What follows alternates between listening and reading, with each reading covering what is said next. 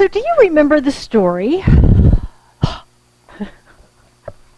of Goldilocks and the Three Bears?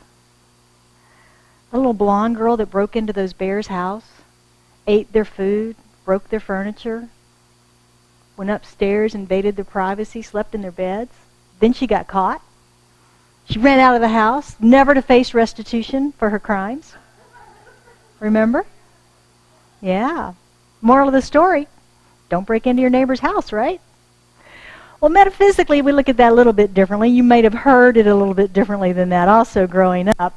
But it's really a story about just right, isn't it? Because when she went in, she tasted the porridge, and one was too hot, one was too cold, but one was just right. And she sat in the chairs, and one was too big, and one was too small, and one was just right. And then she went upstairs because she was tired and decided to take a nap. One bed was too hard, one was too soft, and one was just right. So it's really about this idea that we can live a life of just right balance, can't we? Just right balance. And today we're talking about the transforming power of service.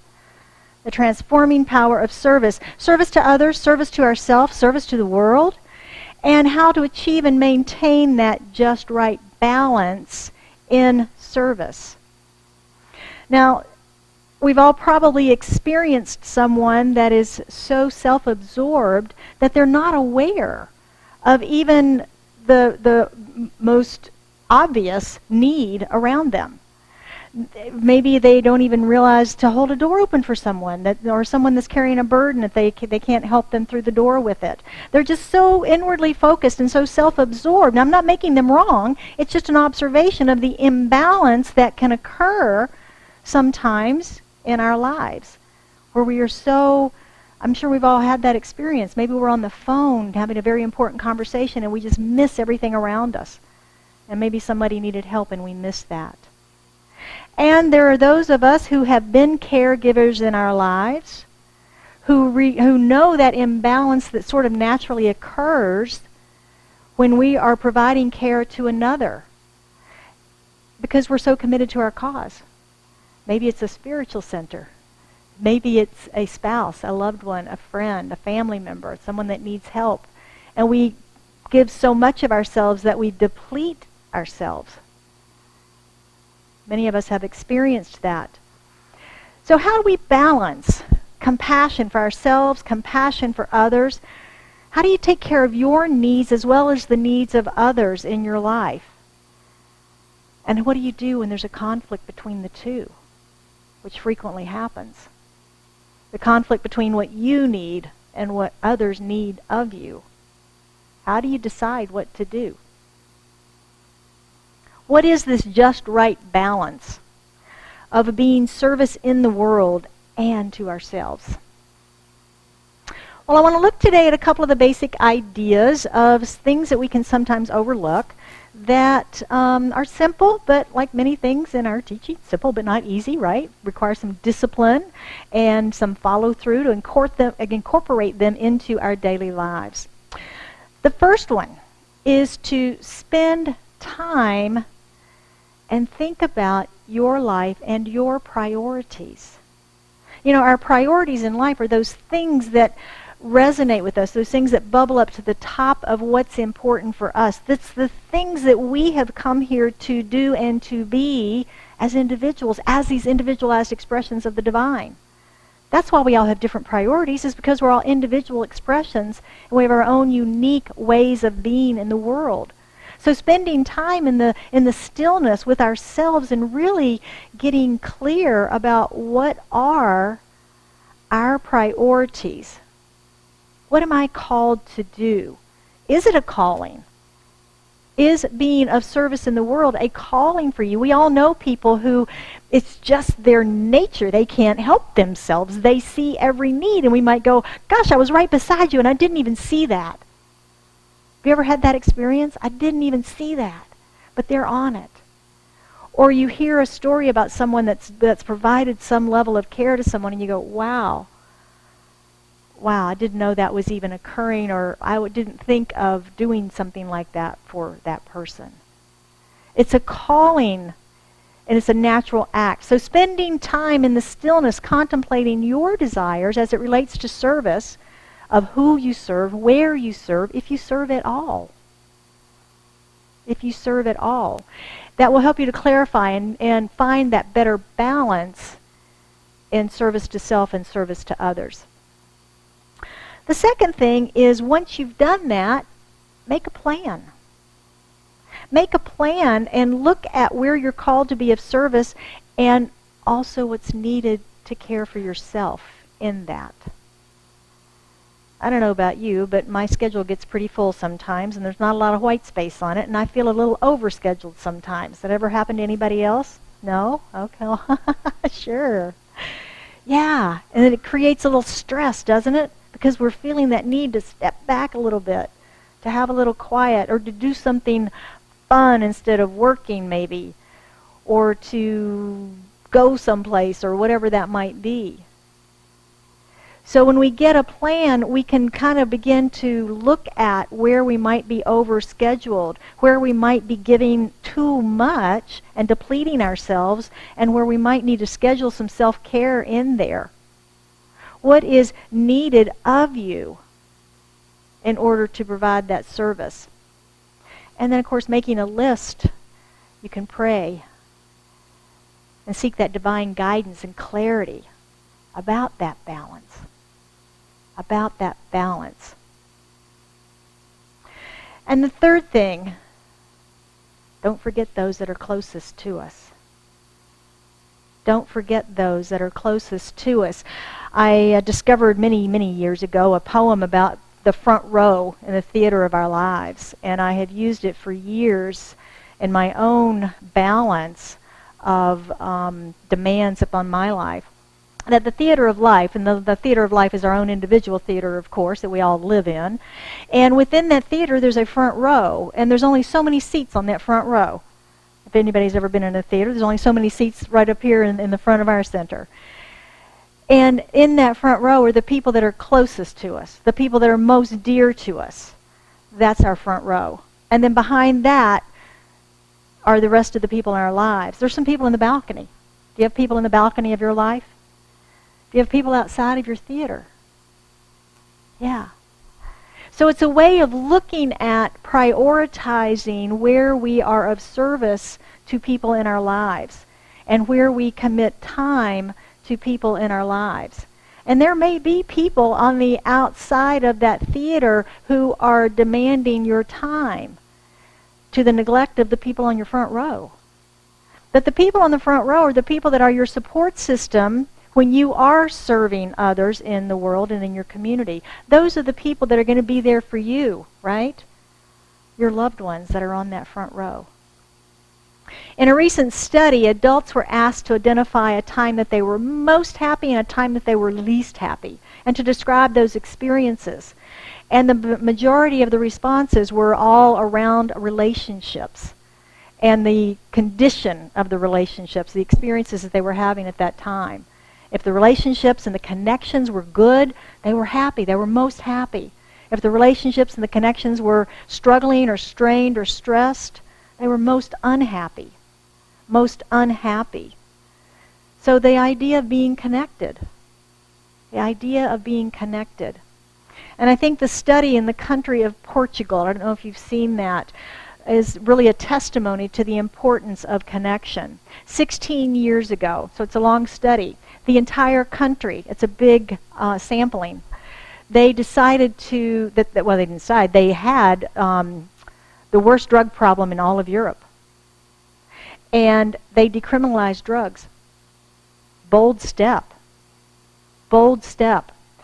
They decriminalized drugs, took the money out of the prisons and put it into holistic rehabilitation, and found that human connection is the antidote to addiction. They cut their country's drug addiction problem in half. Isn't that amazing? Connection. It's what we're here for. And we've all had probably the experience of either feeling like we're neglecting someone or feeling like we are neglected by someone important in our lives. It's not a good feeling either way, is it? That feeling of being neglected, neglecting the spouse, the children, the relatives, or friends. And we lose that connection with our support systems then. So staying connected with our loved ones will help us keep that balance in life that we're seeking as we're talking about service today. And finally, pray. Pray often. We talk about that a lot around here. And I'm always fascinated when I'm hearing someone tell me their story of stress or struggle or strain or something that's not going right in their life. And not just in our centers, but globally throughout all of our centers that I've been around, I say, wow, what did the prayer practitioner tell you when you called them? And I get a blank stare. Oh yeah, I forgot. Oh, I didn't call them. Well, what is your prayer? Can I pray with you? And it's not just, congregants. It's ministers and practitioners. It's everybody. Because I think we've got this hard wiring that says, I can do it. I can do it myself. I call it my 2-year-old. You ever seen a 2-year-old stomp their foot? I can do it. Do it by myself. Sure. And I think we've got that little bit of wiring in us. But yet in our communities, we teach the power of prayer. It's one of our transformative tools that we have. Ernest Holmes, scientific affirmative prayer. Repeatable. It works. How many have had prayer work in your lives in this room? Look at this. Look around this room. Come on. Prayer works. And we know when we come from that place of being prayed up, we can face life's challenges, can't we? We can respond instead of react to things. Sure. It's the place to hang out, guys. It really is. It really is. So praying every day, so that it becomes this habit for you. It's your go-to. So that when life's waters do get a little rough, you're all prayed up. You've already built your lifeboat and it is well stocked and you are ready to go. Those waters will not tip you. Those rough waters will not tip you. So these 4 suggestions help us to determine our life's priorities around service. Do you know what yours are? Are you clear in where you are called to serve? Is it in your business? Is it in your family? Is it in your community, your church community? Is it globally around the world? Is it locally in organizations? Is it the library? Is it the hospital? Where are you called to be of service in your world? Important things to think about. It has been well documented that being gracious, generous, and kind to others and engaging in volunteer and charitable activities works to make us feel good and improve our health, and research is showing that mortality rates are lower among those who volunteer on a regular basis for the good of others. So volunteering and helping out of others is good for us. How about that? Is that a good statistic? Yeah, it is. And if you've done it, you know how it feels. It does feel good, doesn't it? I know when we've done, as Reverend Glenn said, this will be our 3rd year of doing the Vista del Camino and U.S. Postal Service food drive, or food stocking. And you know what? It's hot. It's sticky. It's kind of icky. But it's been a lot of fun. We've come together. There's usually some window time of waiting around, waiting for the trucks to show up. And when the trucks show up, it's like Christmas. And the postal workers, it's the end of their day, and they're opening their bins, and they're bringing the stuff out and dumping it. And then we get in there and start sorting immediately. And it sort of becomes a game. And then we're waiting for the next truck. Where's the next one? But there's just such a sense of community. There's such a sense of connection. There's such a sense of service to be involved in that. It feels good. And then, as Reverend Glenn said, we go and we celebrate. We have dinner afterwards and laugh and talk about what happened, and also just how good it feels to be in service to the city of Scottsdale, our community, our home here. So being of service is an amazing feel-good activity. An amazing feel-good activity. And of course, with all of that service, we must balance our me time, right? We must balance our me time, because too much attention and focus on others depletes us, and too much attention and focus on ourselves, it can make us a little bit selfish, uncaring, maybe even narcissistic. So some ideas to find that equilibrium in the area of self-care include: have a good understanding of your values. Know what's important to you. We've just spent a couple of months working on values with the Values Factor by Dr. John DeMartini. So knowing what's important to us, being aware of that. Be a good time manager. How are you managing this gift of time that you've been given on planet Earth? How are you managing that? And know who you want to be in the world and strive to be that each and every day. Who am I? Who do I want to be? And strive to be that. Striking a balance, of course, is a key to successful service, and it's not always easy. If you're caring for an elder parent and they need you, and you've got children at home and they need you, that's a hard balance to strike, isn't it? It can be very difficult because you've got commitments in both of those areas. It can be very challenging. If you have a job that is very demanding, that you do, that you love, to support your family, but you're not home to be with your family, how do we balance those needs? Right? How do we balance that? When your heart of service meets people in need, how do you find the best balance for your needs and for theirs? So I want to move to looking at our practicing the principles of transformation this week, and find some ways that we can be of service and find that just right Goldilocks balance in our life. So the first one is just right balance, and that's courageously, not mamby-pamby, courageously assessing your priorities. What is really important to me? Do it from your heart, not from your head. What happens in our head? I should. I feel guilty because they said I should. Right? Do it from your heart. What is important to me? Where are my priorities? What serves my soul? Sometimes, in some of our lives, you may need to act like a triage nurse. My understanding that in the emergency room, if there's a triage situation, which means there's a giant emergency, that the people that are bleeding or not breathing are the two that are prioritized. They get attention first. Everybody else gets to wait a few minutes. In your life, where are the triage situations? And sometimes it's us, isn't it? Sometimes it's us that needs that immediate self-care to replenish and refill our own buckets before we can be of service. Put your own mask on first, right? Yeah. So know the signs of your own burnout. Know when you're depleted. And practice recognizing those sooner and sooner and sooner, so that you don't go to that tipping point that requires the longer time in recovery. That you can do the self-care along the way and keep that better balance, that just right balance in your life. Number 2, meditate and pray to bring your priorities into alignment to meet the needs of yourself, your family, your friends, and the world. We were talking the other night, I don't remember if it was a practitioner meeting or if it was in class. I don't remember.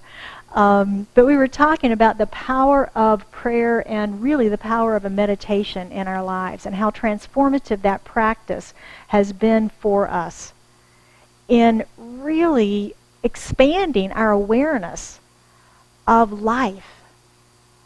And I know many of us have a meditation practice, and I just encourage you to continue it. If you don't, start one. Start small. As I said, I started with 3 minutes and struggled when I first started doing it many years ago. Start today to open yourself to the divine creativity, to the infinite wisdom, to spend time in that stillness with yourself. Because I promise the time that you spend there is a very high return on that investment of time. because you'll receive answers, clarity, healing, wisdom. $1,000,000 ideas sometimes. As Lori said this morning, all ideas, all that exists was first an idea in the mind of God. Number 3, what is mine to do? Again, this is a great question to ask ourselves in a situation where we're being called. What is mine to do in this? And ask it again from the heart, from the soul level. What is mine to do? Because our soul will answer us when we're in that still place, won't it? We hear that small, still voice within us, that higher wisdom that resides within us all. We can hear that in those moments of quietude. And it will help us to prioritize, do I go to Mom today, or do I take care of my 12-year-old in need? It will help us get clear on those. It will help us find solutions that can do both. Because Spirit is win-win, right? It's no favorites. It's all about win-win. And those answers and those solutions come to us in that stillness. And sometimes the greatest gift that we can give is saying, no, thank you. This is not mine to do. And allow that space to open up for someone else to step in and be of service. To be in their own destiny. So if our goal each day is to just do the very best we can, and I do think that we get up with that goal, I really do, even at a subconscious basis, that we want to do our very best. I don't think anybody gets up and goes, how can I make somebody's life miserable today? Although I used to think my parents did. But anyway. So if we have that goal to do our best every day, then we can begin to realize that we really do live in a universe that loves and supports us. Always, in all ways. We begin to notice those serendipitous things that occur and happen. Those random things, or apparently random things, that happen that are truly on our path to support us. To make our dreams come true. And there's amazing stories in this room that I know right now around some of those things. We do live in the friendly universe. And when we live most of our days that way, in that flow of the giving and the receiving, life can be a wonderful balance. Life can be a wonderful balance. And I think Dr. Michael Beckwith over at the Agape Center in California says it best when he says, along with my spiritual practices of meditation, affirmative prayer, and visioning, what catalyzes my sense of aliveness is putting those practices into action by being of service to others. And that is so true. So true. And of course, service is one of our pillars in our community here of stewardship in Scottsdale Center for Spiritual Living. Being of service to each other, our center, and to the world. So in closing today, I want to leave us with a quote from Ernest Holmes, a founder of our Centers for Spiritual Living, the author of The Science of Mind, from which we teach, in his book called Words That Heal Today. And he says, in the long run, everyone who loves is loved. All who give joy receive it back. Everything moves in circles, in cycles of cause and effect. And more is added to the much that we use. When we refuse to use our gifts, they shrivel up. The divine flow is short-circuited. The one who gives for the joy of giving will receive back even more joy than he gave out. Ever as the volume increases, the circle increases. There can be no point of saturation in that which is infinite. And so it is. So thank you for being with us today. If it was your first time, I hope you found us to your liking and will come back and be with us again. And I would invite everyone at this point to join me in an affirmative prayer as we anchor this message of service this morning. What a glorious day it is to recognize the presence of the divine that is here now present in, through, and as each one of us as an expression of it. For we are all that unique manifestation of the one, of that wholeness of life, that spark of the divine that resides within each one of us, that is the knowingness of the truth of who and what we are, what we come here to be and to do. All of that resides within us in each and every breath, each and every heartbeat, each and every moment. And we know that there is no place that this divine spirit, this divine presence is not. It permeates all, is all. It is life itself. So from this place of unity and wholeness and recognition, I speak my word for and about us, each here in this room today, knowing, claiming, and accepting the divinity that is our life, that flows through and to each one of us. And knowing that we each know the priorities of our lives. We know where we are called to serve. We answer that calling in our heart, our soul's journey on planet Earth. Maintaining that perfect equilibrium, that perfect balance, that perfect harmony in the symphony of life that we live in. With ease and with grace. Just residing in that flow of life. That flow of giving and receiving. That flow of circulation. And I speak a word this day also for peace on our planet. As we see peace breaking out all over, and just knowing that that continues, that there is a contagion in that. And that we see that unfolding heart of God through each and every person on our planet as peace, as wholeness, as love. So for this and so much more, I am so grateful, so filled with joy, so filled with thanksgiving, knowing the manifestation of this prayer, knowing the power of the word. I just simply release it, placing it into the activity of mind, into the action of law, knowing that it is already done. And we affirm this together by saying, and so it is.